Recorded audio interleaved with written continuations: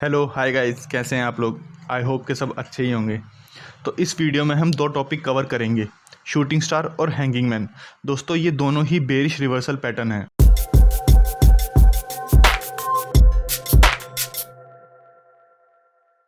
चलिए तो पहले हम शूटिंग स्टार के बारे में जानते हैं।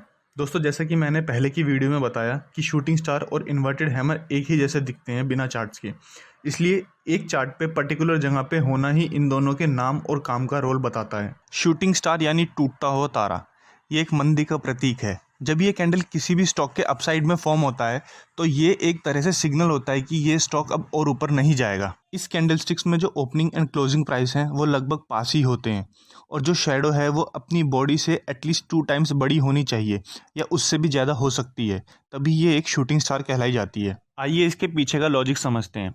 दोस्तों स्टॉक मार्केट में लगभग हर चीज़ आपस में इंटरकनेक्टेड होती है, इसलिए काफ़ी चीज़ों के पीछे आपको सेम ही लॉजिक्स दिखेंगे। तो देखते हैं कि बायर्स एंड सेलर्स ने इस कैंडल में क्या किया। कैंडल ओपन होती है और फिर बायर्स एक्शन में आते हैं और प्राइस को जितना उनका पोटेंशियल होता है उतना ऊपर लेके जाते हैं। उसके बाद जब बायर्स का पोटेंशियल फेड आउट होने लगता है तो सेलर्स इस चीज़ को समझते हुए एक्शन में आते हैं और प्राइस को जहाँ पे वो ओपन हुआ था उसके पास लाकर क्लोज कर देते हैं। तो इस कैंडल से हमें ये पता चलता है कैंडल के एंड में सेलर्स का ही दबदबा रहा, इसलिए ये एक लंबी शैडो के साथ कैंडल फॉर्म होती है। दोस्तों कैंडल स्टिक्स में चार्ट पे लगभग सबसे ज़्यादा दिखने वाला पैटर्न है ये।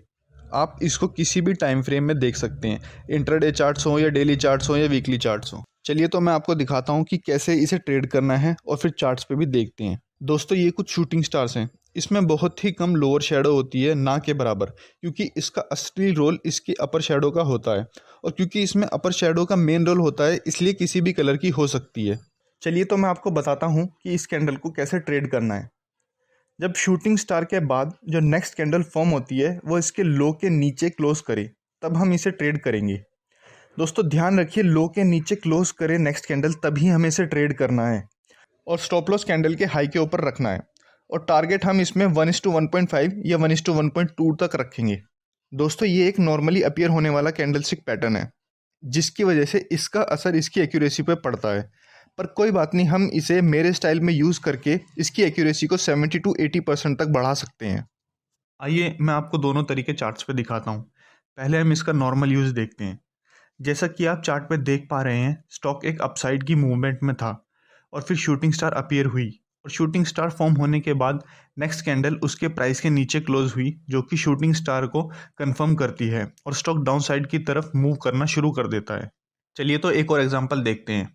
इसमें भी स्टॉक एक अपसाइड की मूवमेंट में था और फिर शूटिंग स्टार कैंडल बनती है, और जब अगली कुछ नेक्स्ट कैंडल इसके लो के नीचे क्लोज होती है, ये हमारे पैटर्न को कंफर्म करती है और स्टॉक डाउन साइड की तरफ मूव करने लगता है। गाइस इस पैटर्न की एक्यूरेसी नॉर्मली 50 to 60% होती है, लेकिन मैं आपको दिखाता हूँ कि कैसे हम इसकी एक्यूरेसी को बढ़ा सकते हैं। चलिए तो देखते हैं। दोस्तों बजाय इस कैंडलस्टिक पैटर्न को अप ट्रेंडिंग स्टॉक में देखने के, हम इस पैटर्न को एक डाउनसाइड मूविंग स्टॉक के पुलबैक या करेक्शन में देखेंगे, जिस वजह से इसकी एक्यूरेसी अब हमें 70 to 80% तक मिलेगी, और ये हमारे टारगेट को हिट करने के चांसेस को भी बढ़ा देती है। आइए इसे मैं चार्ट पे दिखाता हूँ। जैसा कि आप देख पा रहे हैं, स्टॉक एक बेरिश ट्रेंड में है, और बेरिश ट्रेंड के पुलबैक में शूटिंग स्टार अपीयर होती है और फिर उसके बाद स्टॉक और फॉल करने लगा। दोस्तों ऐसा इसलिए क्योंकि अब जो बेरिश सेंटिमेंट है वो हमारे फेवर में है। चलिए एक और एग्जांपल देखते हैं। इसमें भी स्टॉक ऑलरेडी एक डाउन ट्रेंडिंग मूव में है और फिर स्टॉक थोड़ा रिट्रेस करता है ऊपर की तरफ और शूटिंग स्टार कैंडल फॉर्म होती है, और फिर स्टॉक फर्दर फॉल करना शुरू कर देता है। तो दोस्तों ये था हमारा शूटिंग स्टार कैंडलस्टिक पैटर्न। चलिए तो अब हैंगिंग मैन कैंडलस्टिक पैटर्न समझते हैं। दोस्तों ये एक बुलिश रिवर्सल पैटर्न है, मतलब जब ये पैटर्न किसी भी स्टॉक के टॉप पे फॉर्म होता है तो ये माना जाता है कि स्टॉक अब और ऊपर नहीं जाएगा। ऐसा इस पैटर्न के फॉर्म होने के बिहेवियर की वजह से होता है, लेकिन सिर्फ हमें हैंगिंग मैन देखकर ही ट्रेड नहीं करना चाहिए। हैंगिंग मैन को कंफर्म करने के लिए जो नेक्स्ट फॉलोइंग कैंडल्स हैं उन्हें उसके लो के नीचे क्लोजिंग देनी ज़रूरी है, तभी इस कैंडलस्टिक पैटर्न की कंफर्मेशन आती है।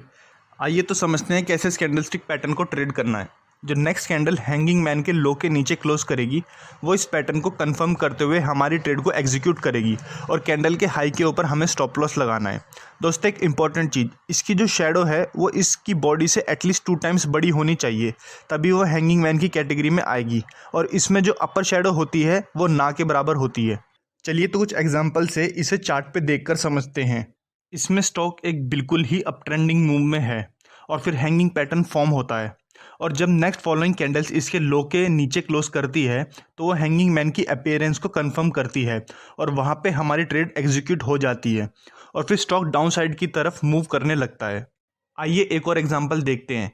इसमें भी स्टॉक एक बुलिश ट्रेंड में है और फिर टॉप पे हैंगिंग मैन कैंडल फॉर्म होती है और जैसे ही इसकी कंफर्मेशन आती है स्टॉक डाउन साइड की तरफ मूव करना स्टार्ट कर देता है और हम इसमें 1:1.5 या 1:2 तक का टारगेट रख सकते हैं गाइस, क्योंकि एक बुलिश सेंटीमेंट में अपीयर होता है जो कि इसकी एक्यूरेसी पे फ़र्क डालती है।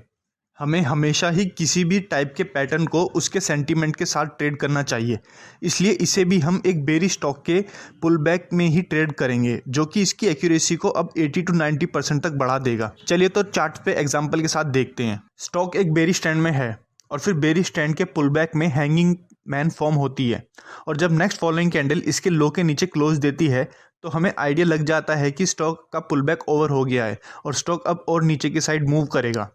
तो दोस्तों ये था हमारा हैंगिंग मैन पैटर्न। अगर वीडियो अच्छा लगा तो लाइक कीजिए और आने वाली वीडियोस के लिए चैनल को सब्सक्राइब कीजिए, और अगर कुछ डाउट हैं तो आप मुझसे कमेंट सेक्शन में पूछ सकते हैं।